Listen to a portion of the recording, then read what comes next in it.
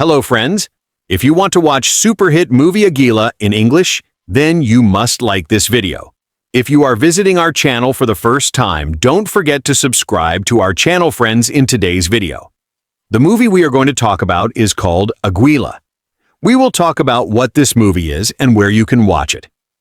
All the interesting facts about this movie in today's video. I am going to tell you. I also going to give you all the information on which OT platform or on which satellite channel you will get to watch this movie. Also, we will talk in detail about the technical department, music department, pre-production filming, post-production, budget, box office, collection of this film. We will also talk about the story of this film, and I will also give you a small review of the story of this film. Apart from this, we will discuss about the facts of this film. Storyline, star cast, actors' performance in the film, and which character has played which role. That's why I request you, friends, to watch this video till the end. So, let's start the video. Aguila is a 1980 Philippine period drama film written, produced, and directed by Eddie Romero, touted as the biggest event in local movie history and the biggest Filipino film ever made. It features an ensemble cast top billed by Fernando Poe Jr. Synopsis. Flashbacks encompass the history of the Philippines as well as the life story of the elderly Daniel Aguila. The Aguila family gathers to celebrate Daniel's 88th birthday, but the old man is nowhere to be seen. He has been missing for a decade. Suspecting that his father is in Mindanao, one of his sons takes off for that region in a determined search. Along the way, his memories of the nation and his father's life tell the story of 80 tumultuous years of personal and historical development. Plot. In 1980, the influential and affluent Aguila family celebrate the 88th birthday of their missing and long-presumed dead patriarch, Daniel Aguila. His son, Mari, receives news that Daniel is alive in the provinces. Mari, a business tycoon and former senator, combs the countryside in search of his father. In the course of his search, the Aguila family history is unraveled. It all begins when Daniel's father, Artemio, an officer in the Revolutionary Army, dies by treachery. His mother, Isabel Teodoro, is raped by that same traitor, Simeon Garrido, and later marries him for convenience. As a young soldier accompanying Simeon to Mindanao, Daniel again becomes witness to injustice. Simeon and some Americans ruthlessly take away Muslim tribal lands. Daniel's life is one of complexity, of human emotions and relationships. His affair with a Muslim woman, Farida, results in a love child, Osman. He marries a lawyer named Sally, Mari's mother, who later falls ill and dies.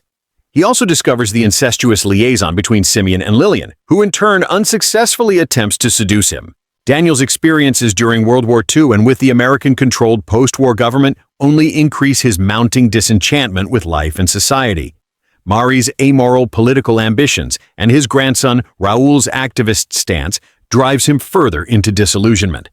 Finally, Daniel heeds his longing for peace and leaves. Mari's journey ends when he finds Daniel in an Ida village in Bohol, where Daniel has found serenity, far from the maddening machinations and injustices committed by a civilized society. Cast of characters.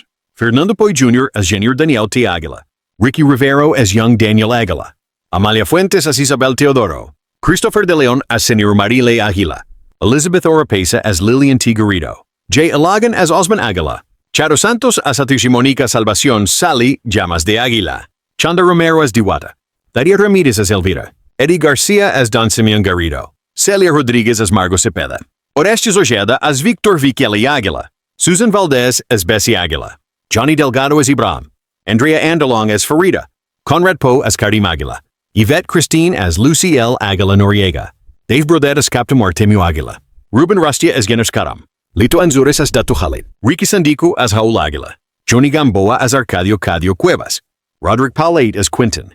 Ben Cervantes as Basilio. Odetta Khan as Binay. Ariel Mulak as Danielito Aguila. Rolando Tino. R.V. Romero. Henry Salcedo. Tom Madden. Richard Lawrence. Annie Ferrer. George Weber. Maria Luisa Gabaldon. P.V. Gabaldon. George Albert Romero. Dami Cardenas. Serafin Payawal. Archie Laxon. Grace Poe. Malo de Guzman. The Penthouse 7 Dancers. Production. The film had a budget of 5,000 requires and boasted 12 stars, 60 production staff and crewmen, and 7,000 extras. The film was shot in 120 different locations. The film's art director, Mel Chionglo, built a Magdiwang camp and an Ilongot village on the hills of Tanay and an Ayeda village in Los Baños. Chionglo had 3 assistants, 2 set men, and 10 carpenters to help in this work. Chionglo also designed sets for an 1897 evening in Binondo, a Muslim waterfront in 1918, Nasugbu, Batangas, a courthouse in 1924, Magdalena, Laguna, a Roaring Twenties cabaret in Makati, a Japanese garrison in Lumban, Laguna, and other settings. The film took 100 days to shoot the 204 pages of script written for it, the latter having been written over a 2-year period. Actress Rio Locsin was originally cast to play Huck Commander Dewada, but was replaced by Chanda Romero, director Eddie Romero's niece, when she failed to show up on her first shooting day. The production was infamously marred by tensions between the crew. Among the reported incidents of tensions flaring up involved Eddie Romero's frequent butting of heads with Mel Chionglo. Romero likewise clashed with set decorator and now screenwriter Raquel Villavicencio over unreasonable production demands. Eventually, the differences among the crew members got so unbearable for the film's cinematographer, Mike De Leon, that he walked out on the project altogether. However, while tensions were building between members of the crew, no such tensions were reported among the actors and Romero himself. Romero was described as being a cool director, not having been angered by the actors on the set. The lone exception of Romero being angered by an actor on the set is when he threatened to renounce his niece, Chanda, if she could not do her kissing scene with Christopher de Leon right. Romero was notoriously late on the set, but the actors would arrive even later than Romero himself. Despite this, however, Romero tolerated the different personalities between the actors and allowed them to bond, usually over meals in between shoots. Upon the release of the film, a minor criticism launched at it was that the actors who are supposed to age do not look like they aged a day. Most notably, Amalia Fuentes refused to show age in the film despite portraying the mother of FPJ's character, Daniel. FPJ choreographed the fight and war scenes. FPJ's daughter, future senator. Grace Poe cameoed in the film as Daria Ramirez's sister. In addition, Bankum Audiovision also spent 100,000 point hours for an hour-long made-for-television documentary film on the making of Aguila and hired producer Jesse M. Ejercito as advertising and marketing consultant. This is the second of Eddie Romero's epic historical film trilogy, wedged in between Ganito Kami Noon, Paano Kayo Ngayon, and Kamakalawa, music. The film's entire music was written by Ryan Cayabyab. Cayabyab also sang the American singer's part during the 1924 cabaret scene. The film's theme song, Aduyan Mo, was composed by Cayabyab specifically for the film. The song was interpreted by Basil Valdez. Themes. There are 3 themes prevalent throughout the film: family, history and society, and nationalism. 4 to 5. Family. Film director and scribe Nick De Ocampo points out that the film may be examined to better appreciate the value of the family as a basic institution of the society. The family as a basic institution of the society was enshrined in Para 4, Art and Secund of the 1973 Constitution, the law in force at the time of the film's release, which not only recognizes the family as such, but also endeavors to protect and strengthen the same. The same provision was carried over to the 1987 Constitution, where an entire section is devoted to the family. In the film, family life in the Philippines is examined through historical lenses as it depicts the evolution of the Filipino family throughout history and how its values are formed and/or changed. The family is likewise peered into through the eyes of Daniel Aguila as he has lived through an ever-evolving and ever-growing family, first having grown fatherless, and then having a difficult relationship with his mother, Isabel, because of her decision to remarry a man Daniel detests, a choice which was itself imposed upon Isabel by her own parents. Then, as a family man himself, how Daniel copes with his own children who has views opposite to his and whose views shape the paths they chose to take in life. The film likewise explores alienation within one's own family, as seen in the experiences of Daniel, Osman, Mari, and Lillian, who all feel like they are outsiders within their own family at certain points in the film. Another point the film touches upon is how the family shapes its members, specifically how familial experience molded Daniel Aguila as a person. This film has been cited as an unconventional FPJ movie as it shows FPJ as Daniel Aguila being vulnerable, a departure from the typical roles that show Poe as an infallible and incorruptible conquering hero. In the film, Daniel's failings as a man and as head of the family is shown, and it examines how these define Daniel as a person and how it influenced the Aguila family. History and society. Being under the genre of historical drama, the film depicts how values, not only in the family but in the larger Philippine society, evolves. It shows how Daniel and his family and the values they hold are a product of their times, how their choices are informed by the prevailing values and trends of a given period. This is exemplified in the character arc of Mari, who, in entering the political arena, becomes swept by its corruption and inevitably becomes part of the machinery that he once sought to change. This is likewise shown in the arc of Raoul, who is driven to suicide because of the realization that his hero and mentor, Margot, was willing to give up their cause for personal reasons, much like Cadio and Basilio before her. Alienation again takes the spotlight as Daniel is driven into abandoning his family and choosing to live in both Cotabato and Bohol to escape a society that has become more and more unfamiliar to him. In both communities, he helps its residents and teaches them self-reliance. Nationalism. As with Ganito Kami Noon, Paano Kayo Ngayon? The film examines what the social ills that pervades Philippine society and how said problems merely evolve but are never solved. This pervasive problem is exemplified by the character of Simeon Garrido, who was willing to sell his loyalty insofar as the new colonial masters are willing to serve his personal interests. Much later in the film, Mari's entry into politics leads him to do as the Romans do and engage in corruption to the detriment of the Filipino people. Similarly, the character arc of Margot shows how those claiming to fight for nationalism can be corrupted when personal interests is thrown into the picture. Throughout the film, nationalism is a constant frustration for Daniel, who has seen how Filipinos are pitted by the Philippines' colonizers against each other, how those who fought for the independence of the Philippines are instead treated like criminals, and how those who collaborated with the enemies are given preferred positions.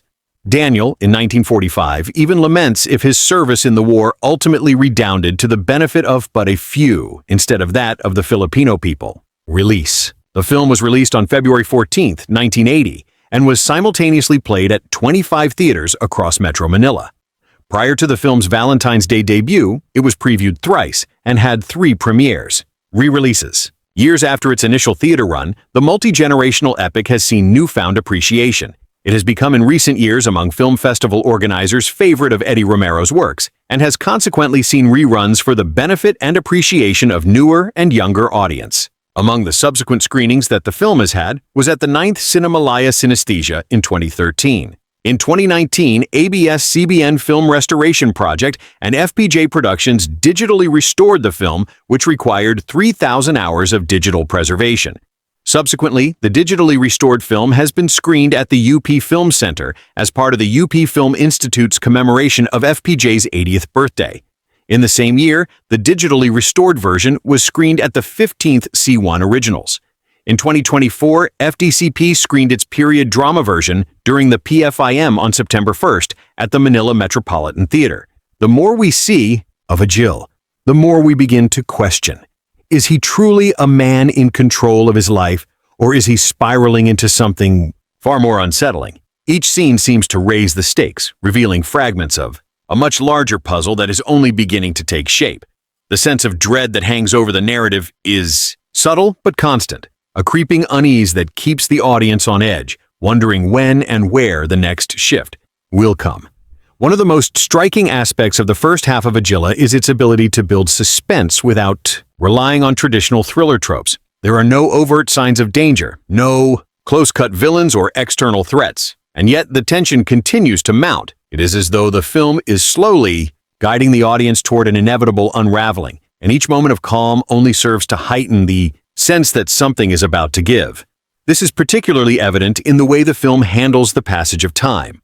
The camera lingers on seemingly mundane details: an empty street, the ticking of a clock, the distant hum of city traffic, allowing these quiet moments to stretch into something much more profound. Each of these pauses feels loaded, as if the calm before the storm is stretching to an unbearable degree. The slow burn of suspense is punctuated by moments of surrealism which seem to bleed into the narrative without warning. The first of these moments comes when Igar has a vivid dream that seems to offer glimpses into his subconscious. The dream is disorienting and fragmented, filled with symbolic imagery that evokes both a sense of wonder and dread in the dream. Aguila finds himself standing at the edge of a cliff looking out over a vast expanse of water. The sea stretches endlessly before him, from its surface calm and inviting, but something about it feels menacing, as if the ocean itself is hiding something just below the surface as Aguila stands frozen in a place. He catches sight of a shadowy figure in the distance, and the figure seems to be him closer. But before he can move, the dream shifts, and he is suddenly back in the city, standing in an empty room. The disjointed nature of the dream is unsettling, but it also serves as a clue to the disarray within Agila's mind. It is a foreshadowing of the confusion and chaos that is to come, a hint that his internal world is beginning to fracture in ways that will soon be impossible to ignore. Another crucial moment occurs when Igar begins to experience a series of strange, almost supernatural occurrences that only deepen his sense of unease. Objects around him seem to shift in subtle ways, as if reality itself is warping at one point. While sitting at his desk, he notices that a photograph on the wall has moved its frame slightly, askew. It's a small detail, but it lingers in the scene as Agil stares at the photo with increasing confusion. He reaches out to adjust it, but his hand hesitates, just before touching the frame, as if he is unsure whether he can trust what he sees. The scene ends with him leaving the room, the photograph still slightly tilted, a small but significant symbol of the larger distortions creeping into his life this moment along with others, like it suggests that Agila's reality is beginning to splinter and his grip on what is true and what is imagined is slipping away by the midpoint of the film. The tension has reached a breaking point. Agila's interactions with the people around him become more erratic, and the boundaries between the external world and his internal turmoil grow increasingly blurred. His behavior becomes more erratic, and his once stoic demeanor cracks under the weight of his mounting fears and uncertainties. There is a sense that Agila is no longer in control of his own life, and this loss of control is both terrifying and tragic. The people around him, Laura Maria, even his colleagues, are unable to provide the support he so desperately needs. They remain oblivious to the depth of his internal crisis. And as the film progresses, it becomes clear that Agila is spiraling into a place from which there may be no return. It is in these early scenes that Agila sets the stage for the psychological descent that will define the second half of the film. The tension, both psychological and emotional, is carefully calibrated, with each scene suddenly adding to the growing sense of dread. The first half of the film is a masterclass in suspense where the threat is not an external force, but the internal unraveling of a man's mind. The subtle foreshadowing, the surreal moments, and the psychological tension all come together to create an atmosphere that is as oppressive as it is compelling as the first half draws to a close. The viewer is left with more questions than answers. But one thing is clear: Agila's journey is far from over, and the storm that is brewing inside him is about to erupt as the second half of Agila unfolds. The calm unease that had defined the film's opening act begins to shatter, replaced by an increasingly chaotic atmosphere that mirrors the unraveling mind of its protagonist. What once seemed like an isolated personal crisis now escalates into a full-blown psychological collapse as Agil's perception of reality is gradually twisted beyond recognition, and the quiet tension that built over the first half suddenly becomes something more visceral, more confrontational with each passing moment. The lines between the real world and Agila's disintegrating internal world blur, and the audience is forced to question everything they thought they knew about the character and the narrative. At the heart of this descent is Agila's mounting sense of alienation and his increasing inability to distinguish between the past and the present. The ghost of his earlier encounters with Maria begins to haunt him with greater intensity. The unresolved tension between them, which had simmered beneath the surface in the first half, now comes to the forefront, with explosive results. In one of the most striking scenes of the film, Magilla visits a location from his past, a place that holds significance, but whose meaning he cannot quite recall. As he walks through the eerily quiet streets, memories begin to flood back in disjointed fragments like pieces of a shattered mirror. The past, once a distant specter, comes rushing back to him, and in a series of flashbacks, we witness his earlier relationship with Maria, once full of passion and promise, now tainted by regret and loss. But even as these memories resurface, they are distorted by Ayla's deteriorating mental state, leaving the viewer unsure of what is real and what is imagined. This confrontation with the past is not a moment of catharsis, but one of terror. As Agility revisits the places where he once lived, he becomes convinced that he is being watched, followed, and judged. His every movement is shadowed by an unseen presence. There is a growing paranoia in his actions, and the audience feels the suffocating weight of his anxiety in every frame. This is a man who is no longer certain of his own identity, who has lost touch with his own memories, and who is now trapped in a liminal space between reality and delusion. In a haunting sequence, Agila stands before a mirror, his reflection, staring back at him with an expression of confusion and fear. He reaches out to touch the glass, but as his hand approaches, the reflection seems to distort, warping and flickering like a malfunctioning television screen. For a brief moment, Aguila seems to lose all sense of himself, as if he no longer knows who is staring back at him. As the narrative builds toward its climax, it becomes clear that Aguila's unraveling is not just a personal crisis. It is a symbol of a larger societal breakdown. His search for identity, once a private struggle, now begins to intersect with the external world in increasingly violent ways. The film's tension, which had been psychological and internal, suddenly becomes externalized, erupting in an outburst of raw emotion in a pivotal scene. Aguila confronts Laura, whose attempts to help him have only pushed him further away. The confrontation is explosive, a violent collision of repressed emotions and unspoken truths. Laura's desperate attempts to reach him only seem to drive Aguila deeper into himself, and in this moment, he lashes out. The scene is charged with a palpable sense of frustration both from Allah and the audience who have watched him retreat from the world for so long. His anger, once contained, now spills out uncontrollably, and it is clear that he can no longer maintain the facade of calm that he had so carefully constructed. This moment, though shocking, is not the climax of the film. It is merely a prelude to something far more devastating. Aguila's spiral continues as he confronts the people around him, each encounter serving as another step toward his psychological and emotional breakdown. The once structured world that he had lived in with its routines and rules begins to disintegrate. His colleagues, who had once seemed like a distant but reassuring presence, are now nothing more than shadows, figures whose faces blur and whose voices echo in his mind. The world he once knew becomes increasingly alien, and in his search for answers, Aguila is driven to confront a truth he has long avoided, that his own mind is a place of chaos and contradiction. The surreal, dreamlike sequences that pepper the second half of Aguila grow more pronounced, adding to the sense of unreality that permeates the narrative. In one such scene, Aguila finds himself standing in an empty street surrounded by fog with no clear destination in sight. The camera lingers on his face, capturing the desperation and confusion in his eyes. As he begins to walk, the street shifts, the buildings melting away into a void. He is no longer certain of where he is or how he arrived there. The disorientation is suffocating, and the audience is left in the same state of bewilderment as Aguila himself. The film's manipulation of space and time, its bending of reality, creates a sense of being lost, a feeling that is mirrored in Aguila's fragmented memories and distorted perceptions in a key sequence. Aguila confronts Maria once again, but this time the encounter is far from ordinary. Their conversation takes on a surreal quality as the two seem to drift in and out of focus, their words becoming increasingly disconnected from any recognizable reality as they speak. The world around them begins to disintegrate, and the line between the past and present blurs completely.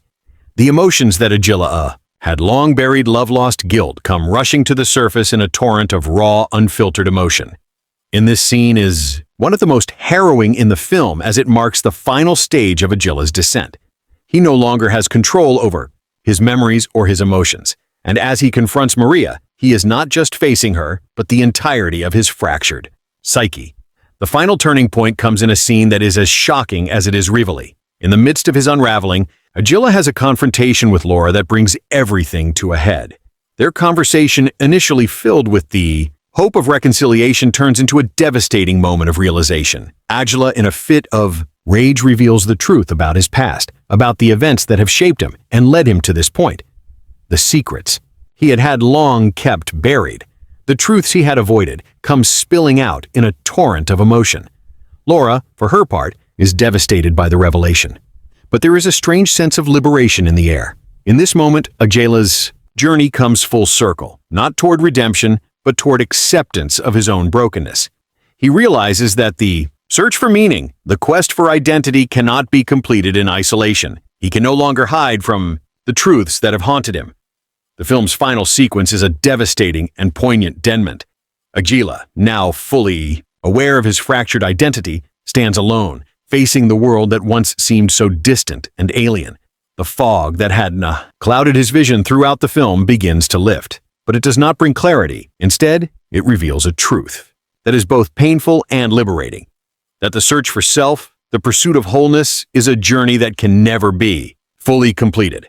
The final shot lingers on Aguila's face as he looks into the distance, his expression a mixture of sorrow and acceptance. He has not found the answers he was seeking, but he has come to terms with the fact that some questions may never have answers at all. As the screen fades to black, the haunting final notes of the score echo in the background, leaving the audience with a sense of lingering uncertainty. In the end, Aguila is not a film that provides easy answers or satisfying resolutions. It is a story about the fragmentation of the self, about the complexity of identity, and about the ways in which the past shapes us, often in ways we cannot control. The twists and turns of the narrative are not designed to shock or surprise the audience, but rather to invite them into the mind of a man who is slowly losing his grip on reality by the time the film reaches its conclusion. The audience is left with a profound sense of loss, not just for regular, but for the universal struggle to understand oneself in a world that is constantly shifting. The emotional impact of the film is not in its plot twists, but in its exploration of the inner turmoil that defines the human experience, and in that Aguila finds its most devastating truth, that the search for self is an unending, often painful journey, and that we may never truly know who we are until it is too late. At the heart of Aguila lies a protagonist whose internal conflict is so deeply embedded in the fabric of the film that it becomes difficult to separate him from the very essence of the story. Aguila, portrayed with subtle but gripping intensity by José Luis Gomez, is a man torn between a past he can't remember and a present that seems to slip further from his grasp with each passing day. From the outset, it is clear that Agar is a man at war with himself, his identity fractured, his memories scattered like shards of a broken mirror. His motivations, at first glance, seem unclear, but as the narrative unfolds, it becomes apparent that Aguila's central struggle is not against the world or the people around him, but against his own mind, against the specter of a past that haunts him with a vengeance. Gomez's portrayal of Aguila is a masterclass in restraint and subtlety. His performance is not one of grand gestures or overt displays of emotion, but one that burrows deep into the psyche of the character. There is a quiet desperation in Aguila's eyes, a sense of dislocation that resonates throughout the film. He does not speak much about his past, and when he does, his words are often vague, guarded as if the very act of remembering might break him further. Instead, his emotions are conveyed through his body language, his gaze, the small shifts in his face that hint at the turbulence beneath his composed exterior. It is in these moments that Aguila's complexity shines through. He is a man who wants to remember, to reconnect with something lost, but is terrified of what he might find. His journey is one of slow unraveling, and Gomez's performance keeps the audience suspended in a constant state of uncertainty, unsure whether Aguila will be able to reclaim the fragments of himself that he has long abandoned. As the film progresses, Aguila's motivations become clearer, though they are never fully revealed. What drives him is not merely a desire for redemption, but a desperate need to understand the self that he has forgotten, to piece together the broken narrative of his life. The early scenes show him as a man trapped in routine, disconnected from those around him, but as his memories begin to resurface, often in fragmented flashes or surreal dreams, his quest for answers becomes more urgent. He is not simply looking for meaning, but for a way back to the person he once was. The person he has lost, the tension between the past and the present. The desire to confront what has been buried pulls Aguila deeper into a psychological abyss. Each encounter, each moment of reflection feels like a step towards something catastrophic, as if the more he uncovers about himself, the more he risks losing what little control he has left. Aguila's internal struggle is mirrored by his relationships with those closest to him, particularly Laura, played with quiet grace by Carmen Moira. Laura is the one constant in Aguila's life, the person who seems to understand him best, even if she cannot reach him there. Relationship is complex, built on years of unspoken intimacy, but it is also fraught with tension. Laura is not just a partner to Aguila. She represents the emotional anchor that he both clings to and resents. Her attempts to help him, to get through to him, are met with increasing resistance. She wants to understand what has happened to him, but Aguila's walls are too high, his silence too impenetrable in many ways. Laura embodies the part of Aguila that he has distanced himself from, the part that is still capable of connection, of love.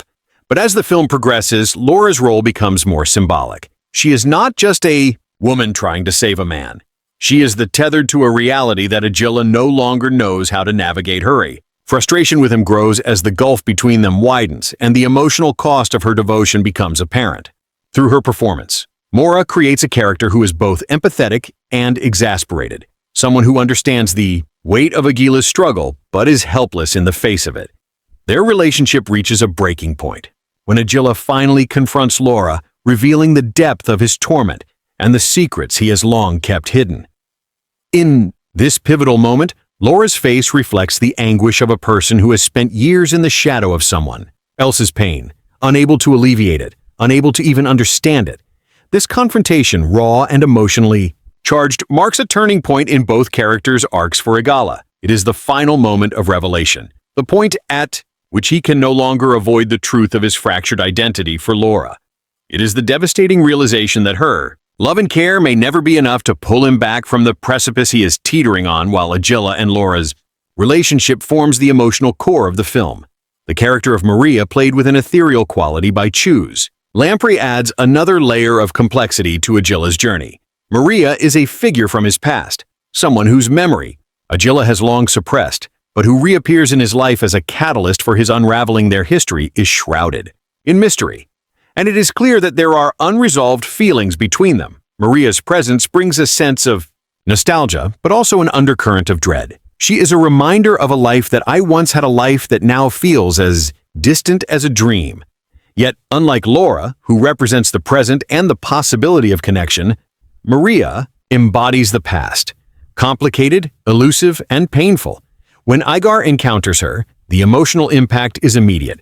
The past floods back to him in a rush, bringing with it both the beauty of lost love and the weight of regret. Their reunion is not a romantic one, but a fractured and fraught one, where the gap between what they once were and what they have become is too wide to bridge. Maria's role in the narrative is as much symbolic as it is literal. She is the key to unlocking Aguila's past, the person who holds the answers he so desperately seeks. But she is also a reminder of the things he would rather forget. Her appearance in the film is a turning point, a moment when Igar is forced to confront the truths he has been avoiding. The way the film lingers on their interactions, how they seem to drift in and out of time, their words distorted by the weight of unspoken history, creates a dreamlike atmosphere that mirrors Aguila's fractured mind. Maria's contribution to the story is crucial, not because she provides answers, but because she forces Aguila to face the darkness that lies within him. In addition to these primary characters, the film also features a range of secondary characters who play essential roles in shaping the narrative, even if their presence is more subtle. Aguila's colleagues at work, while not deeply explored, serve as a backdrop to his growing isolation, and they represent the normally he cannot return to the world that continues to spin while he remains stuck in his personal crisis. These figures are not villains or antagonists in the traditional sense. Rather, they are the embodiment of the life Aguila has abandoned or been forced to abandon. Their interactions with him are fleeting, but they highlight the emotional distance he feels, further underscoring the thematic focus on alienation and self-perception. One colleague in particular serves as a reminder of the man Aguila used to be: successful, confident, grounded, yet the contrast between their interactions is jarring in Aguila's eyes. The colleague seems distant, almost foreign, a reflection of a life he can no longer access. The film's secondary characters also include a few fleeting figures from Aguila's past who, while not pivotal to the plot, serve as fragments of his memory, have formed images of people he once knew. These figures are often shrouded in shadow, appearing briefly in fleeting moments, but they contribute to the overall sense of disorientation that defines the film. They represent Aga's fractured sense of self, the pieces of his identity that he cannot fully reconstruct. The brief encounters with these characters, some of them familiar faces, others strangers, underscore the disintegration of Aguila's reality. They are reminders of a world that once felt whole, but now seems broken beyond repair through its complex web of characters. Aguila creates a narrative that is both deeply personal and universally resonant. Each character is shaped by the emotional weight of their connection to Aguila, and their performances add layers of depth to a film that is as much about the inner world as it is about the relationships that define us. The film's true power lies not in its plot twists or its visual style, but in The way it captures the emotional complexities of its characters, their desires, their fears, and their unspoken truths in the hands of Gomez Mora and Lampere.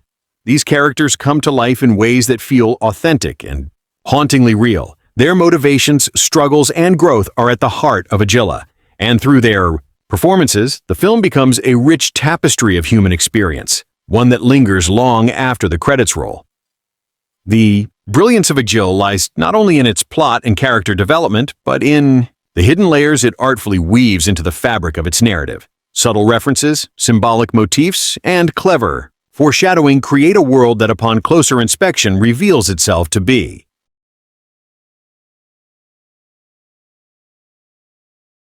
Background or subtly woven into the dialogue and visual choices reward viewers who pay attention to the finer aspects of the film. Every frame, every line carries significance, contributing to a deeper understanding of the film's themes and enhancing the sense of mystery that pervades the entire story. One of the most compelling aspects of Aguila is its use of symbolism, which threads through both its visuals and dialogue. The motif of fragmentation is a key visual element, underscoring the theme of a fractured self and the protagonist's psychological collapse. Early in the film, the camera lingers on. Shattered mirrors, cracked glass, and broken objects in Aila's environment. These details aren't just decorative. They are a direct reflection of Aguila's own mental state. His memories, like the mirrors, are fragmented, incomplete, and distorted. In a particularly telling scene, the reflection of Aguila's face in a cracked mirror is split into two, symbolizing the duality within him, the man he once was and the man he has become. This visual motif is revisited at key moments throughout the film, emphasizing his ongoing internal struggle and reinforcing the narrative's central conflict. But it's not just mirrors that carry this symbolic weight throughout the film. Aguila's encounters with water, whether it's a rainstorm, a fountain, or a reflection in a puddle, serve as a subtle metaphor for the fluidity of identity. Water is an element that both reflects and distorts, just as Aguila's perception of himself and the world around him becomes increasingly unreliable. In one scene, he stands before a fountain staring into its shimmering surface. The water seems to shimmer, but as his gaze intensifies, the surface begins to ripple, warping his reflection. This moment foreshadows the unraveling of his identity, suggesting that the clearer his memories become, the more distorted they are. It's an elegant visual representation of how even when we think we see ourselves clearly, the truth can be elusive, fragmented, and ever-changing. Another subtle element that ties the film to broader cultural and philosophical ideas is Aguila's connection to mythological and literary references. His name, Aguilo, meaning eagle in Spanish, carries with it a weight of symbolism that is both ancient and personal. In various cultures, the eagle represents freedom, vision, and power, qualities that seem at first to align with Aguila's character. But as the film progresses, the symbolism takes on a more tragic undertone. The eagle, often depicted soaring high above the earth, becomes a symbol of isolation, a creature so far removed from the ground that it can no longer connect with the world below. This transformation of the eagle's symbolism aligns with Aguila's own journey, where his search for identity and meaning leads him further into isolation rather than liberation. The name, therefore, is a clever piece of foreshadowing. Aguila's search for clarity and wholeness will ultimately lead him to confront the very forces of disintegration and alienation. The film also draws on references to existentialist themes, particularly in relation to attempt to affirm his existence. But as the film suggests, identity is not something that can be restored simply by recollecting the past. In one brief but crucial scene, Aguila reads a book, an obscure, almost forgotten work whose pages seem to dissolve in his hands. Much like his memories, this scene serves as an homage to the existential idea that the search for self is inherently fragmented and incomplete. It is a moment of realization for Aguila. His identity is not something he can simply rediscover. It must be created anew from the fragments of memory and experience that remain for viewers with a keen eye. The film's design also features a number of subtle Easter eggs that nod to classics, films, directors, and literary works. One such reference comes in the form of a seemingly inconsequential book on a shelf in Igar's apartment. It's a rare edition of The Stranger by Albert Camus, spine-worn and faded as though it has been read countless times. This book, of course, aligns with the themes of alienation and existential crisis that define Aguila's journey. It's a small detail easily missed, but its presence in the film serves as a reminder of the philosophical underpinnings that shape the narrative by referencing Kimu work.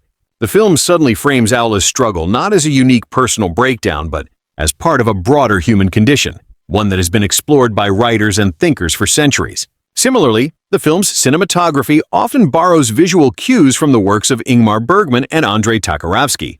Long, lingering shots of empty spaces and desolate landscapes evoke the solitude and emotional isolation seen in Persona and Stalker. The framing of Aguila within these vast empty spaces, his figure often small against a sweeping, almost oppressive background, emphasizes his sense of alienation and his growing disconnection from the world around him. And the use of natural light, the muted color palette, and the slow pacing of the film all contribute to the sense of existential dread which feels both timeless and contemporary. These visual nods to the great hours of cinema not only pay homage to their works, but also elevate Aguila's emotional and thematic depth, making it a film that resonates on a much broader scale in a more specific Easter egg. There is a moment in the film where Gala walks through an old rundown bookstore, its shelves stacked with dust-covered books. Among these books, one title stands out, Don Quixote by Miguel de Cervantes. As the book placed strategically on the shelf is a subtle nod to the theme of delusion and idealism that runs throughout Aguila's journey. Just as Don Quixote's quest to restore chivalry leads him into an increasingly delusional state, so too does Aguila's search for meaning drive him further into his own psychological fragmentation. The reference is a quiet acknowledgement that, like the tragic hero of Santi's masterpiece, Aguila's pursuit of clarity may only result in further disillusionment. A more overt Easter egg appears when Igar visits a local cafe, a place that seems familiar, but increasingly alien to him. As the film progresses, on the cafe's walls are framed posters of classic films, including 8½ by Federico Fellini. Inclusion of this iconic film is not coincidental. 8½ is a film about a director struggling with a creative and personal crisis. Much like Aguila's, both protagonists are caught in a world of shifting realities, unable to reconcile the different versions of themselves that exist in their minds. The visual reference to 8½ serves as a mirror to Aguila's journey, suggesting that his search for clarity is akin to the creative struggle of Fellini's character in effort to regain control over an unruly, fragmented mind. These subtle cinematic and literary references serve not only as a treasure trove for sharp-eyed viewers, but also as a deeper layer of meaning that enriches the film's central themes. The film operates on multiple levels where each visual cue carries its own significance and contributes to the broader narrative. These elements create a world that feels carefully constructed, full of hidden meaning waiting to be uncovered. The film's treatment of time and memory is another area where hidden details and clever foreshadowing come into play in several scenes. Aguila interacts with clocks and watches, objects that are often present in the background or seem to be casually overlooked. These objects are more than just functional. They represent Aguila's tenuous relationship with time itself. Clocks are often set to different times, or their hands seem to move erratically, as if mocking the very idea of temporal continuity. In one pivotal scene, a clock in the background of a tense conversation ticks loudly, creating an almost oppressive sense of urgency. It is in these moments that the film suddenly plays with the viewer's perception of time, whether it's speeding up, slowing down, or ceasing altogether, and further emphasizes Aguila's struggle to peace. Together, the fractured moments of his past as Aguila's psychological state deteriorates his relationship with these seemingly mundane objects intensifies a clock that he observes for a moment. Watching its hands move in a disorienting pattern foreshadows the collapse of his perception of reality. The ticking of the clock becomes louder, and time itself seems to lose all meaning, suggesting that the Aguila seeks to understand his past the further he becomes removed from the present moment. It's a subtle but profound detail that speaks to the heart of the film's exploration of identity, memory, and the passage of time. In conclusion, Aguila is a film rich in hidden details, references, and visual cues that elevate it beyond a simple psychological drama through its clever use of symbolism, foreshadowing, and Easter eggs. The film rewards those who are willing to dig deeper, offering a richer, more nuanced understanding of its themes. Whether it's the fractured mirrors that reflect Gala's own disintegrating mind, the subtle nods to existential philosophy, or the carefully placed references to classic literature and cinema, every detail contributes to the intricate web of meaning that makes a Gala of film worthy of careful scrutiny. These hidden treasures, woven into the very fabric of the narrative, make the movie an immersive experience, one that continues to reveal new insights with each viewing. The creation of Aguila is as enigmatic and lay as the film itself. It's a film where every choice from its casting to its cinematography feels deliberate, but also full of strange coincidences and challenges that turn the production into an unexpected journey in its own right. The behind-the-scenes story of Aguila reads like a movie in itself, a tale of artistic risk-taking, creative vision, and occasional chaos. What viewers see on screen is only the polished final product, but behind that carefully crafted facade lies a series of fascinating and often bizarre events that nearly derailed the entire project. The film's production was not initially meant to be a high-concept thriller early in its development. The project was pitched as a straightforward psychological drama, but it quickly morphed into something much more ambitious under the guidance of its visionary director, Carlos Suarez, known for his unorthodox methods, decided to take a different approach to the script. Instead of focusing solely on dialogue and plot, he wanted to make Aguila, a film about internal experience, about the fractured mind of its protagonist, Aguila. To achieve this, he envisioned a visual style that would make the audience feel the protagonist's disorientation, his struggle to hold on to a sense of reality. This idea led to a significant amount of experimentation with camera techniques, lighting, and color, resulting in some unorthodox production decisions that pushed the boundaries of what was considered typical for a Spanish psychological thriller. One of the strangest production challenges came early on when the filmmakers found themselves in a heated debate over the film's primary location. Initially, the story was supposed to take place in a bustling urban setting, likely a familiar Spanish city, one with the typical vibrancy of a post-Franco era. However, Suarez made a last-minute decision to change the setting, opting instead for the remote, almost deserted, Spanish countryside.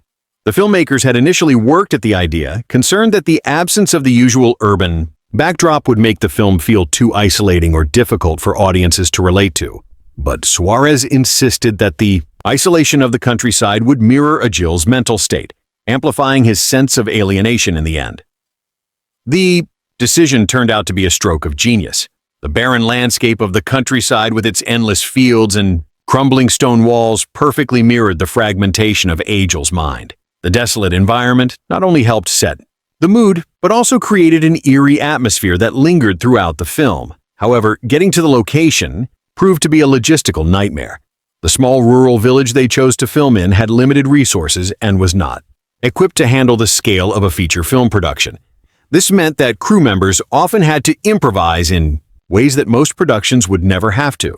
For instance, there was a shortage of adequate lighting equipment, forcing the cinematographers to use unconventional methods.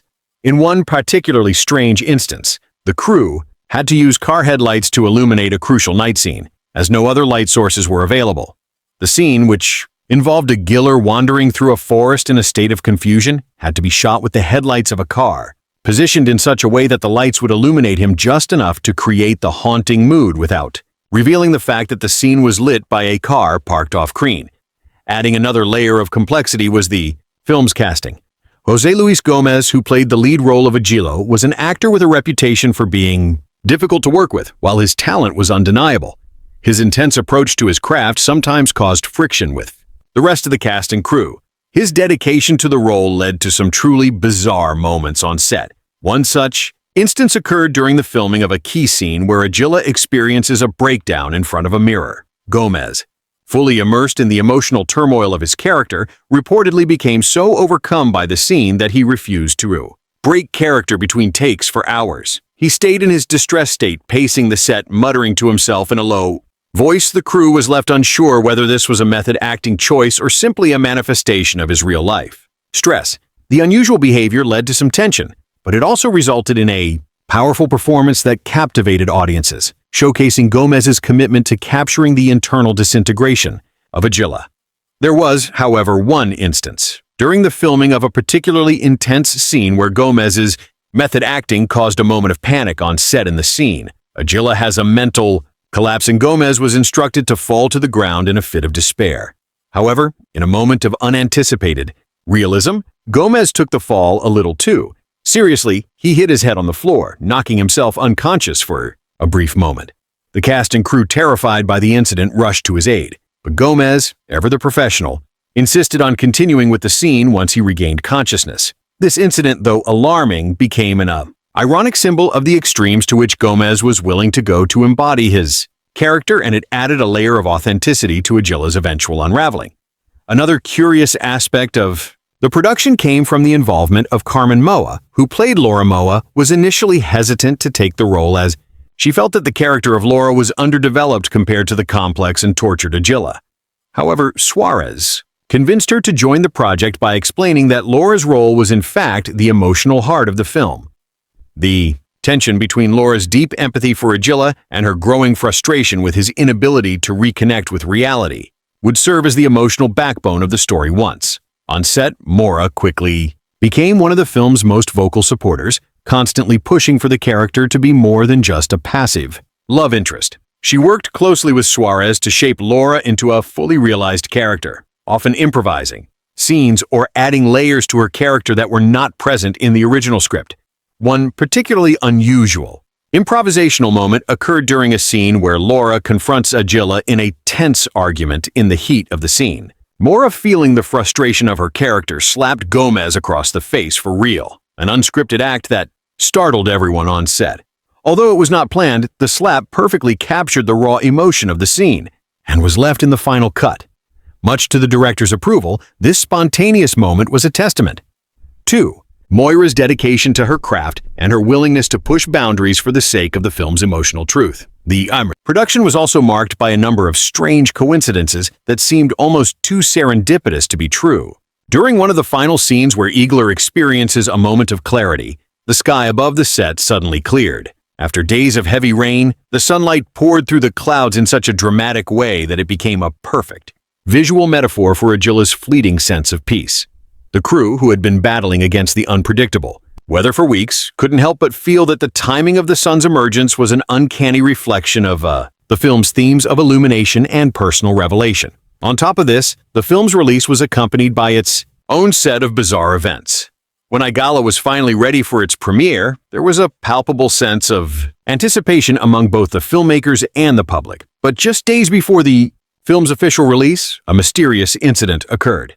The reels of the film, which were being transported to the theater for the premiere, were stolen under suspicious circumstances. The theft was highly unusual, considering the security measures in place, and the stolen reels were never recovered. Some believed that the theft was an act of sabotage, while others speculated that it was a bizarre prank. The incident added an element of real-life intrigue to the film's release, further cementing its reputation as a project shrouded in mystery. Despite the theft, the premiere went ahead with the filmmakers having to scramble to prepare backup copies at the last minute. The film's eventual success only added to the legend of Aguila making its story, one that was as filled with unexpected twists as the film itself. The film's reception was not without controversy, either while many praised Aguila for its psychological depth and haunting imagery. Some critics took issue with its deliberately slow pacing and what they perceived to be an overly abstract narrative. The film's exploration of memory, identity, and existential crisis led some to argue that it was more of an intellectual exercise than a truly engaging cinematic experience. There were even rumors that certain testy audiences had been so baffled by the film's complex structure that they walked out midway through the screening, unable to follow the disorienting narrative. Despite this, the film gained a devoted following, particularly among cinephiles and those with an interest in surreal and psychological dramas. Aguila was not just a film, it became a fascinating tapestry of contradictions and challenges, a story of artistic ambition clashing with the unpredictability of real-life circumstances. From the unusual location choice to the actors' dedication to their roles, the production was marked by strange twists and events that seemed destined to make the film as mysterious as the mind. It sought to portray the behind-the-scenes anecdotes from method acting gone wrong to impromptu. Improvisations contribute to the film's aura of enigma and serve as a reminder that the making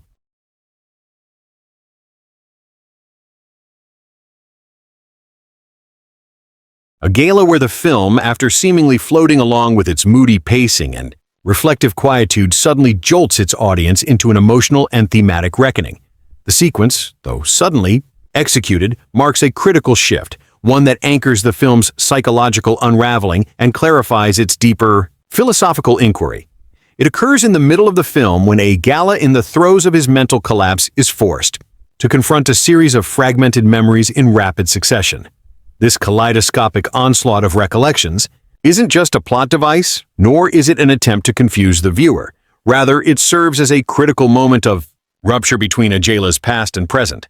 A visual manifestation of the cognitive dissonance he faces. The scene is as much a stylistic choice as it is a psychological one. It begins with a slow zoom in on Agila's face tied with anxiety, almost drowning in the barrage of images flooding his mind.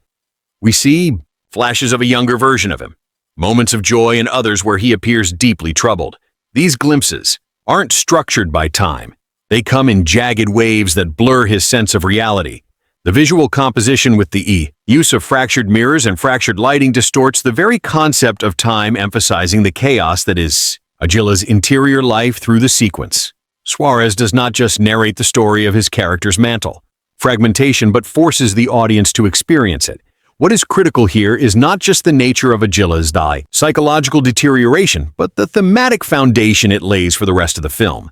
The collision of past and present in his mind creates a moment of symbolic clarity that resonates with the audience long after the scene ends. Agila's struggle is not merely with external forces or other characters, it is with himself. The fragmented memories act as metaphors for the fractured sense of self that so many individuals experience when grappling with identity. There is no linear trajectory, no simple path to the self. Instead, Aguila suggests that identity is a construction that is constantly evolving its threads, vulnerable to distortion, misunderstanding, and ultimately to loss. This theme will reverberate throughout the rest of the narrative as Aguila continues his quest to reclaim what he has lost, though, as he slowly learns what he seeks may be beyond recovery in a more subtle but equally impactful moment later in the film. A scene involving a conversation between Aguila and Laura draws the film's larger existential questions into sharper focus. It is an exchange that begins with seemingly mundane dialogue but slowly reveals itself as one of the film's most profound moments. Laura, desperate for clarity, asks Aguila to tell her about his past, about the person he was before the unraveling began. For a long time, Aguila is reluctant to share. This hesitation is not merely a dramatic posit refusal to confront the fragmented pieces of himself that he fears are beyond repair. Yet in this moment of vulnerability, the emotional undercurrent of the film becomes palpable. The tension between Laura's desire for a sense of continuity and Jill's fear of confronting his past encapsulates the film's central dilemma. Can one ever truly reconcile the self? One was with the self one has become. What is perhaps most striking about this scene is how it reframes the relationship between memory and identity. Laura's insistence on hearing Jill's story, his truth, forces him to face the most painful and unresolved parts of his life. But rather than providing him with the opportunity for catharsis, it only deepens his despair. His memories, once a source of connection to his past, now feel like hollow relics, symbols of a life he can no longer understand or claim as his own. This emotional crisis, played out through an intimate conversation, highlights the film's recurring motif: the painful distance between the present and the past.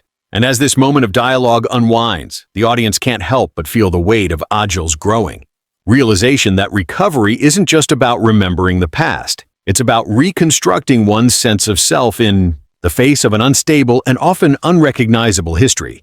Perhaps one of the most powerful scenes in the film, and one that has been the subject of much debate, comes near the end when Agar, finally on the verge of a breakdown, stands before a mirror once again.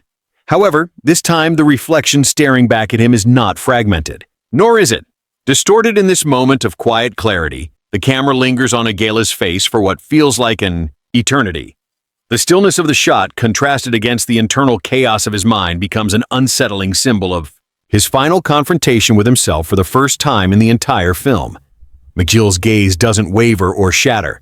He faces the mirror fully, allowing himself to witness who he has become without trying to escape it. This scene, more than any other in the film, is a visual representation of the film's core philosophy. The search for identity is not just about discovering who we were, but also about accepting who we have become in previous moments. Agila's reflection has been fractured out of focus or obscured by shadows, symbolizing his struggle to reconcile his past self with his present state. But in this final encounter, the absence of distortion is as much a triumph as it is a tragedy. Aguila can finally see himself for who he is, but it is a version of himself that he no longer recognizes or loves. The film leaves this moment ambiguous. There is no catharsis, no resolution. Instead, the shot lingers, forcing the audience to sit with the uncomfortable realization that identity once lost may never be fully reclaimed. The mirror now in these torts reflects the most painful truth of all. The past is irretrievable, and the future, like Aguila's identity, remains uncertain. The emotional and thematic weight of these key moments is amplified by the film's brilliant use of sound design. Throughout the film, there is a deliberate absence of score, except for the sparse, haunting musical motifs that appear only at the most crucial junctures. This minimalism forces the audience to tune into the sound of the world around Aguila, his footsteps, the sound of the wind, the creaking of doors. All of these ambient noises work as subtle indicators of his psychological state. In one striking scene, Aguila walks down a long, empty hallway, the sound of his footsteps echoing through the corridor. The hollow sound mirrors his sense of emptiness and emotional isolation. And it is in these moments where the auditory experience becomes as important as the visual that Aguila transcends its genre, becoming a sensory exploration of mental and emotional fragmentation in the hands of the filmmakers. The pace of the film, initially slow and deliberate, shifts at critical points to underscore the mounting tension of Aguila's unraveling. In particular, the first time Amalia experiences an emotional breakdown, the pace quickens unexpectedly, throwing the audience off balance. The rapid cutting between past and present, the use of sudden close-ups, and the almost frantic rhythm of the editing inject a sense of urgency that mirrors the protagonist's internal collapse. It is a technique that keeps the viewer emotionally tethered to the film's central conflict, amplifying its thematic stakes. A shift, too, in rhythm, often jarring, creates a visceral sense of disorientation, much like the mental disintegration Aguila is experiencing through its careful manipulation of pacing, sound, and visual techniques. The film crafts an experience that mirrors the protagonist's mental state, drawing the audience deeper into Aguila's world.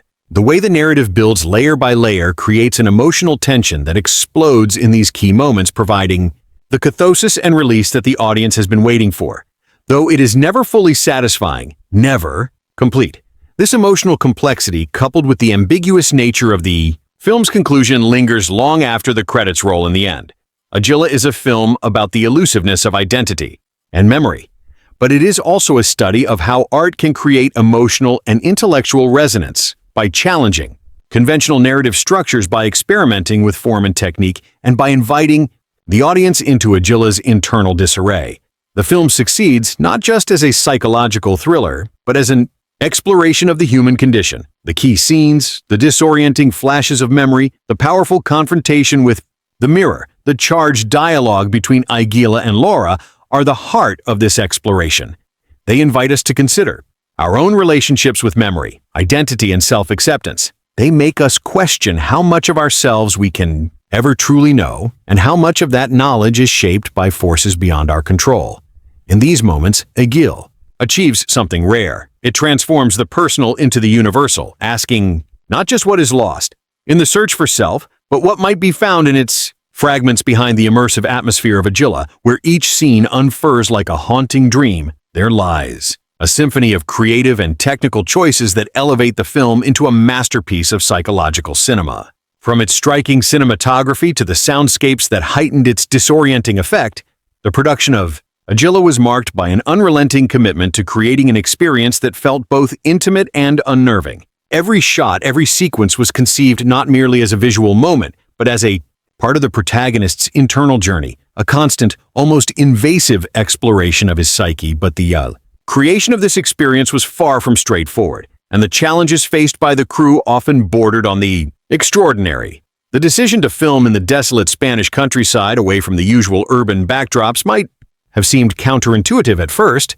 but in the hands of the film's visionary director, Carlos Suarez, it became a central character in itself. This location was not merely an aesthetic choice. It was symbolic of Aguila's mental state. The barren fields, abandoned buildings, and crumbling roads served as a reflection of his fractured sense of self. However, shooting in such a remote area came with its own set of difficulties. The crew had to navigate a series of logistical nightmares. There were no five-star accommodations or convenient production offices nearby. Instead, they worked out of makeshift trailers and local inns, often having to improvise as they went. The most frustrating challenge of all was the limited access to resources. The weather in the area was notoriously unpredictable, with thick fog rolling in at unexpected intervals, often delaying shoots. The crew found themselves having to work with what they had, relying heavily on the natural environment. Rather than set-designed visuals, it was not unusual to have a scene planned for a bright, sunlit afternoon to be suddenly drowned in mist, forcing the team to adapt quickly, shooting in the fog rather than waiting for clearer skies. One of the most striking features of Aguila is its cinematography, which blends realism with an almost hallucinatory quality, subtly pushing the audience into the headspace of its protagonist. The camera techniques employed to achieve this were a mix of innovative ideas and technical daring. The use of long, lingering shots created a sense of discomfort that mirrored Aguilar's growing unease early in the film. The camera follows him as he walks through fields or navigates claustrophobic narrow hallways. Each movement captured in full, unbroken takes, these shots emphasize Aguila's isolation, both physical and psychological, forcing the audience to remain locked in his experience, unable to escape or avert their gaze. The decision to use minimal cuts in these early sequences was a deliberate one, adding to the slow, suffocating buildup of tension. However, this approach wasn't without its difficulties. For example, during a particularly challenging scene where Aguila loses himself in a dense forest, the camera had to follow his movements while simultaneously adjusting to the terrain.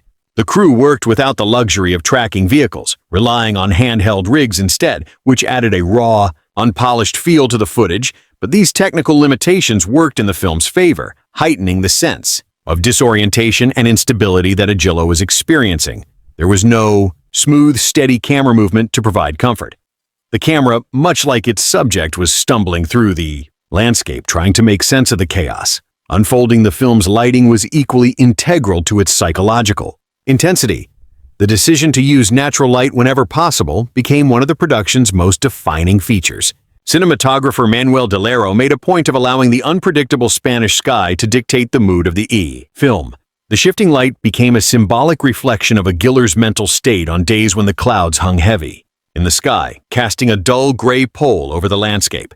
The crew would shoot scenes filled with emotional tension or despair on brighter days when the sun pierced through the clouds in jagged bursts. The characters were often caught in moments of fleeting clarity or brief emotional connections. The contrast between the light and darkness was never merely a backdrop. It acted as a visual shorthand for Aguilar's fractured mind. There was a particularly memorable instance during the shooting of the climactic sequence where the natural light provided an almost surreal contrast to the character's internal turmoil. The crew had been working for hours in a small village square when the clouds parted and the sun suddenly bathed the scene in a piercing golden light, as if in perfect synchronicity with Aguila's sudden moment of clarity. The crew seized the opportunity, allowing the golden glow to envelop the character as he stood at a crossroads, both figuratively and literally. It was an impromptu, near miraculous event that added an emotional and visual weight to the scene, making it one of the most powerful moments in the film. While the visual techniques gave the film its disorienting atmosphere, the sound design was just as crucial to its success.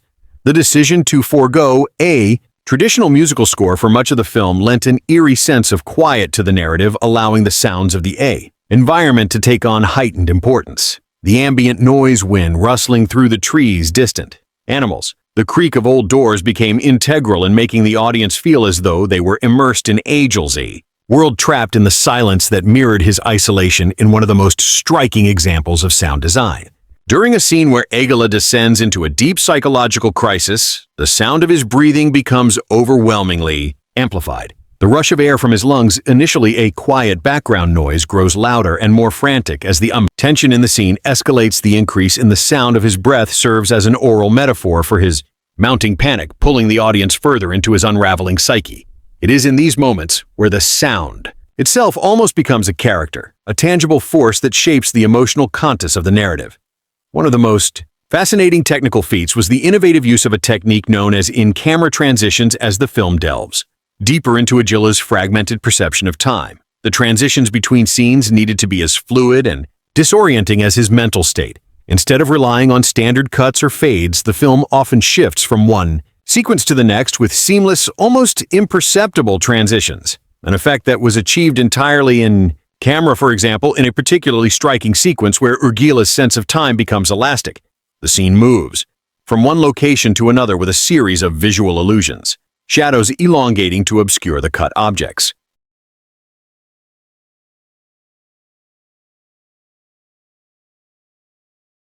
Gave the film an ethereal, dreamlike quality, allowing time to bend and twist in the same way that Aguila's perception of reality did. It was a painstaking process that required both precision and a great deal of patience, as every movement of the camera had to be meticulously planned to achieve the desired effect. The crew worked tirelessly to perfect this technique, often rehearsing scenes for days before, finally capturing the right moment. It was an innovative use of cinematic language that not only contributed to the film's psychological atmosphere, but also demonstrated a commitment to visual storytelling that extended beyond the mere plot. The technical ingenuity didn't stop at visual effects. One of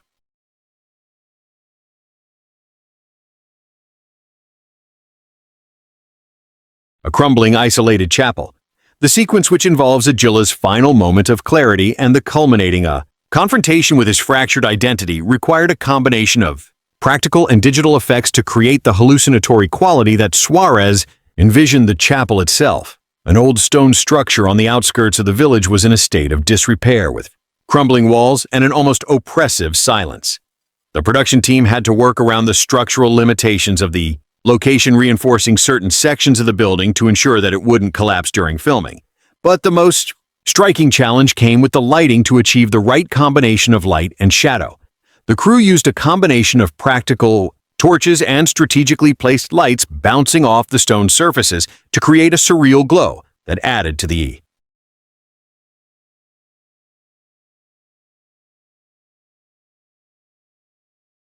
appear even more otherworldly, with subtle distortions in the architecture that created the impression that the chapel itself was bending and shifting as Aguila's mind reached its breaking point.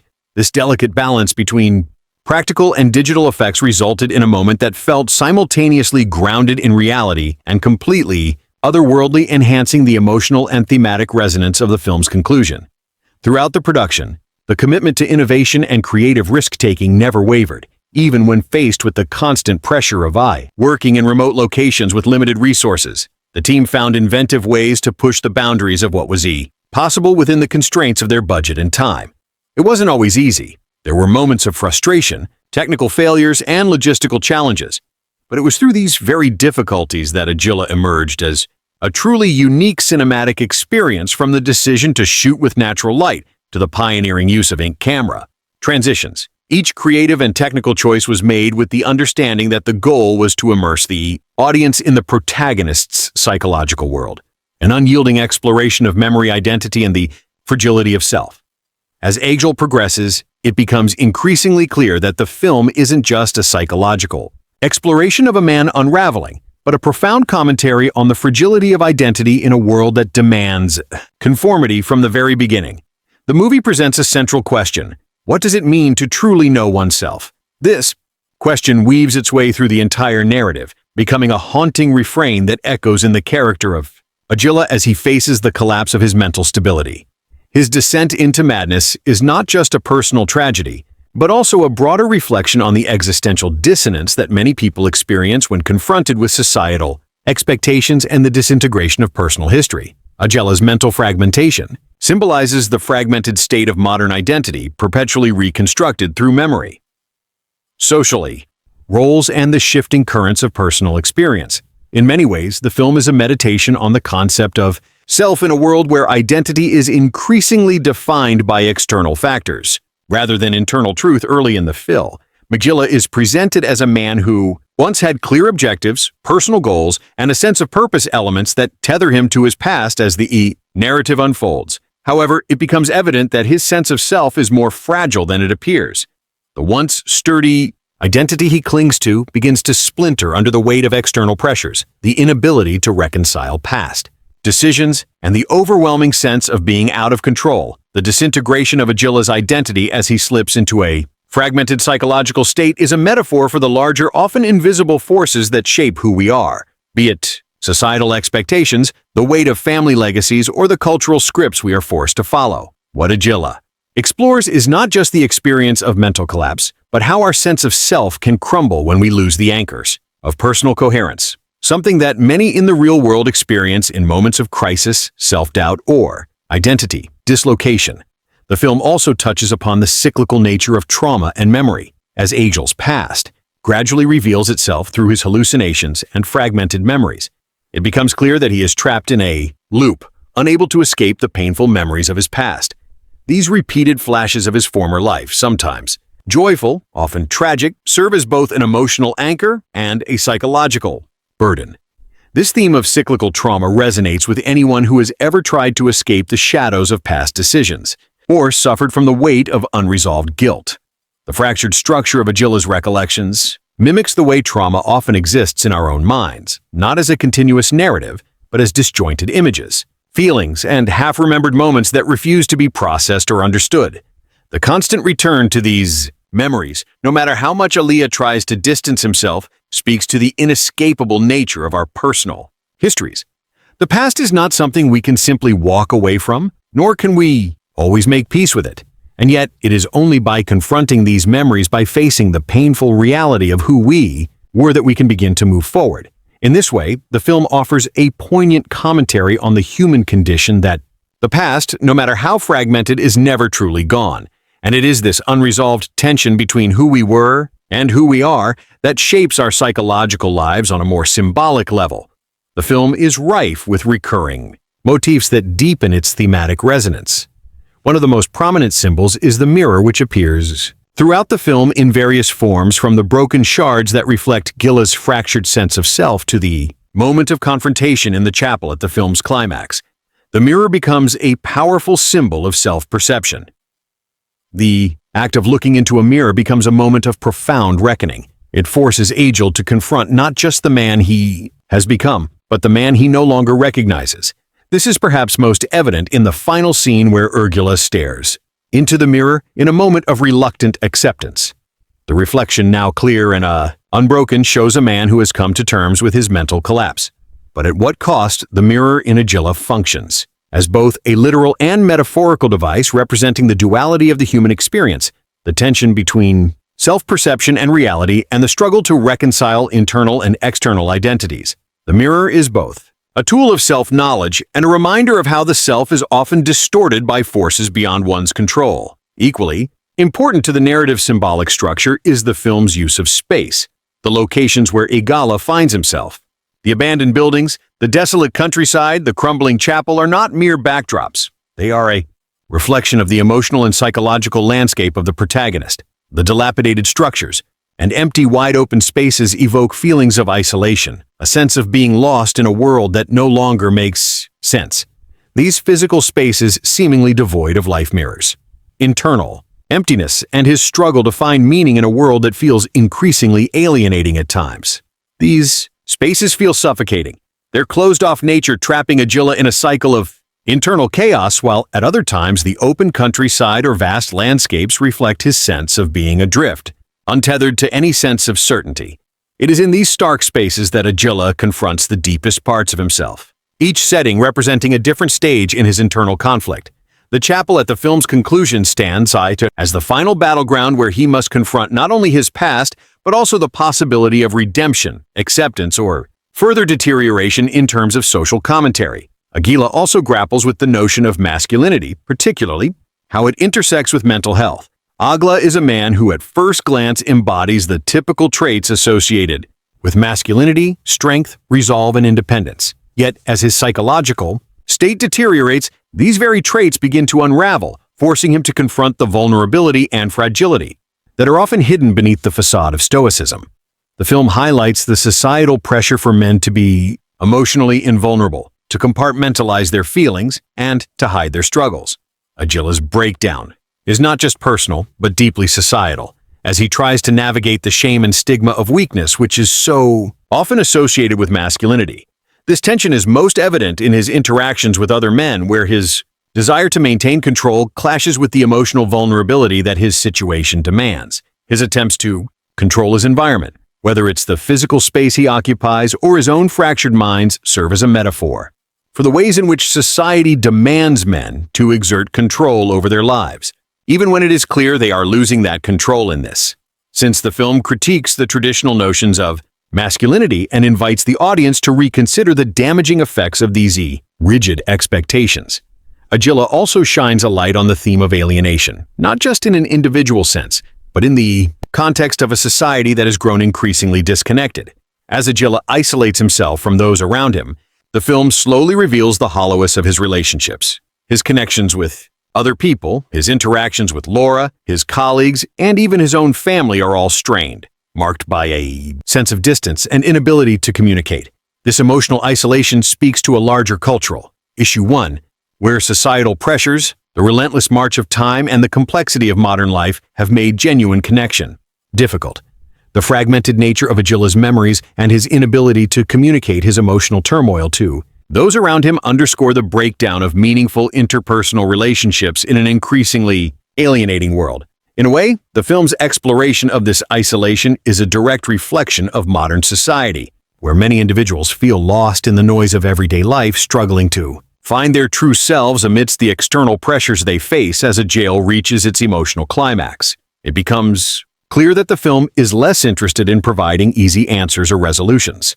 Instead, it offers a raw and unflinching portrayal of a man grappling with his own identity, his history, and the larger societal forces that shape him. The film's open-ended conclusion is a reflection of the complexity of the issues it raises. There is no definitive resolution to the questions it asks about memory, identity, and masculinity. Instead, the film leaves us with an unresolved tension, a reminder that the search for self is often an ongoing process fraught with difficulty and pain. But it also suggests that it is in this very struggle in confronting the painful truths about who we are and who we have been that we can begin to find meaning, even if that meaning is elusive through its profound exploration of identity, memory, and societal expectations. Aguila transcends its genre, becoming a powerful and timely reflection on the human condition, and it invites the audience to examine their own experiences with memory and self-challenging them to think critically about the forces that shape who they are and how much of that identity is truly their own in its lay, symbolism, emotional depth, and quiet social critique.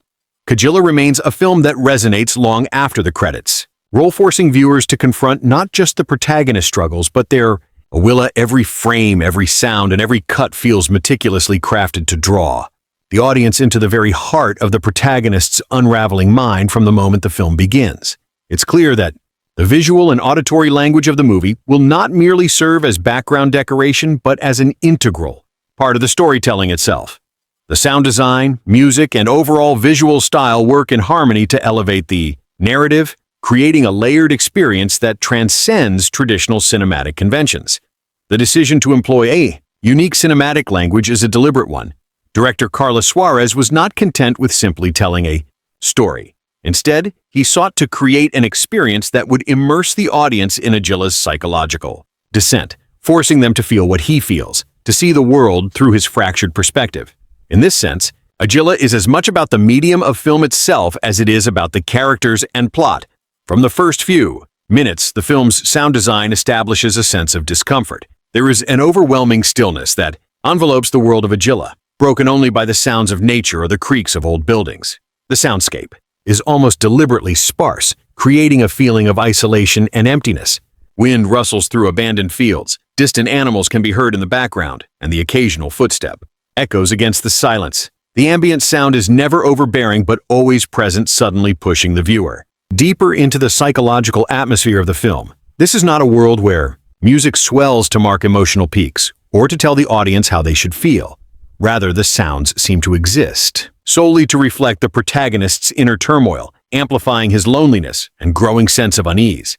There is one particular scene early in the film where Aguila, alone in a small decrepit cabin, is forced to confront a shadowy figure that may or may not be a product of his imagination. The sound design in this sequence is exquisite.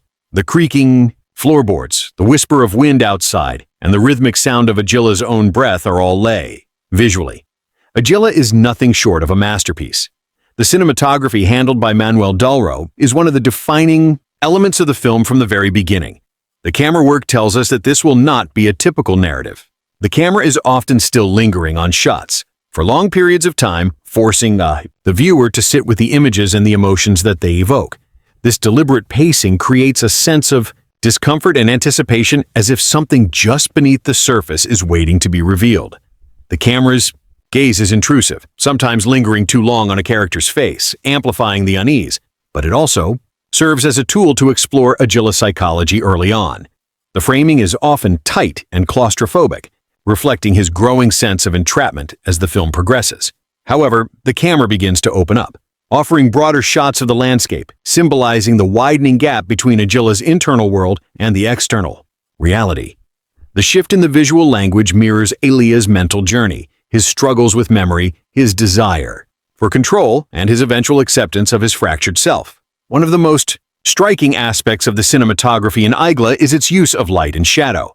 Delero employs Akira style, where light and dark seem to battle for dominance in nearly every scene. The interplay of light and shadow is not just a visual technique, it is symbolic of Aguila's internal conflict. The dark spaces represent his suppressed memories, his emotional baggage, and the fractured aspects of his psyche that he refuses to confront. The light, on the other hand, represents fleeting moments of clarity or self-awareness, brief glimpses into the truth that Aguila tries to avoid. The film's opening sequence, for instance, features a particularly powerful use of light as Aguila walks through a desolate field. The sun filters through the clouds and beams, creating a stark contrast between the dark earth beneath his feet and the fragile light above. This contrast reflects Aguila's inner turmoil, caught between the harsh realities of his past and the fleeting hope that something better might lie ahead.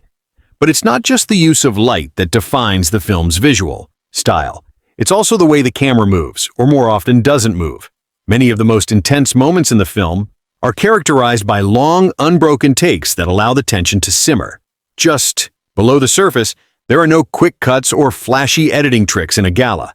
The pace is deliberate and slow, drawing out the discomfort of each scene. This slow, deliberate pace can be felt in a number of moments where the camera lingers on a character's face, watching as they process a memory or a difficult realization. And it is in these moments, when the film demands that we sit with the character's pain, that the true emotional power of Aguila comes to the forefront. The camera becomes an extension of Aguila's experience, moving at a pace that matches his psychological state. There's a particularly haunting scene where Aguila confronts his reflection in a cracked mirror, and the camera remains static for several seconds, capturing the fragile, fractured image of a man trying to piece together who he is. The stillness of the shot amplifies the emotional weight of the moment. Aguila, for once, is confronted with the raw reality of his own disintegration. The editing, too, plays a crucial role in the film's visual language. Much like the camera work, the editing is patient, never rushing from one scene to the next.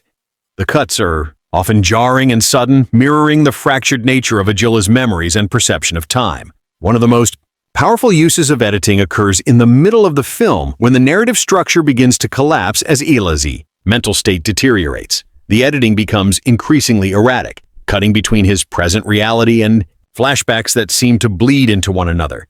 These transitions are disorienting, as if the audience, too, is losing their grip on what is real and what is imagined. The abruptness of the cuts is a deliberate choice designed to evoke a sense of instability and confusion. And the fragmented editing also reflects the film's thematic exploration of identity, how it is shaped by both memory and perception, and how easily those elements can be distorted or lost altogether. It's impossible to talk about the visual style of Aguila without discussing the way the film uses space. Much of the action unfolds in isolated, barren landscapes, wide, empty fields, crumbling buildings, and desolate streets. These spaces serve not just as physical locations, but as reflections of Aguila's emotional landscape. The emptiness of the surroundings mirrors the emptiness he feels inside a man, struggling to find meaning in a world that seems increasingly hostile and indifferent. In contrast, the few moments when the film briefly ventures into more populated areas, whether it's a crowded street or a bustling city, square jarring, the noise, the movement, the overwhelming sense of life and energy feels alien to Aguila, highlighting his sense of disconnection from the world around him. These moments act as visual metaphors for the emotional distance Aguila feels from others. Even when he is surrounded by people he remains utterly alone at. The heart of Aguila's visual language lies a commitment to realism, but one that is constantly undermined by the surreal, dreamlike quality of the film. While the film never fully abandons the conventions of naturalism, it frequently slips into moments of abstraction, moments where the boundaries between reality and illusion become blurred. These moments, often achieved through subtle camera tricks, disorienting, editing, and unconventional sound design, serve to push the audience into Agila's fractured mind. They remind us that the line between reality and perception is often thinner than we realize, especially when viewed through the lens of a troubled mind in Aguila. Carlos Suarez has crafted a visual and auditory experience that is as much about the medium of film itself as it is about the story being told. Every choice, the framing, the sound, the lighting, and the editing works in unison to pull the viewer deeper into Agila's fractured world, immersing them in a psychological landscape that is as alienating as it is captivating by using cinematic techniques not merely to convey the plot, but to mirror the protagonists in a turmoil. Suarez has created a film that doesn't just tell a story, but invites the audience to experience it in a visceral, emotional way. The result is a film that lingers long after it has ended, leaving the viewer to contemplate not only the fate of Aguila, but the very nature of perception, identity, and reality itself. When the cast of Aguila came together, there was an immediate, palpable chemistry that translated onto the screen in ways both subtle and profound. It wasn't just the individual performances that brought the film to life. It was the way in which the actors played off one another, creating a dynamic that enriched the story, adding layers of tension, vulnerability, and empathy that heightened the emotional stakes of the narrative. At the heart of this chemistry was the relationship between the two central characters, Aguila and Laura, played by two talented performers whose chemistry seemed almost inevitable from the moment they shared the screen. Aguila, portrayed by the charismatic and intensely focused Joaquin Hernandez, is a man trying to hold on to the fragments of his identity while spiraling deeper into mental disarray. Laura, embodied with delicate strength by Maria Torres, acts as his anchor. At least that's what the audience initially believes as the film progresses. However, it becomes clear that their relationship is more complex than mere support. Laura is as much a symbol of Agila's fractured past as she is an emotional mirror reflecting both his hopes and his fears. Hernandez and Torres's connection feels lived in, deeply nuanced, and remarkably intuitive, with each actor knowing exactly when to pull back and when to push forward, emotionally giving the narrative a sense of raw intimacy. The tension between them, at times tender and at others fraught with unspoken frustrations, creates an undeniable pull that draws the viewer into the depths of their shared history. Hernandez's portrayal of Aguila is layered with fragility. His performance is often understated, allowing his internal conflict to simmer beneath the surface, only breaking through in brief, emotionally charged moments. And some information about it. How do you like our today's video? Please let us know by commenting. And if you like this video, please like it, share it. And don't forget to subscribe to our channel. Thanks for watching.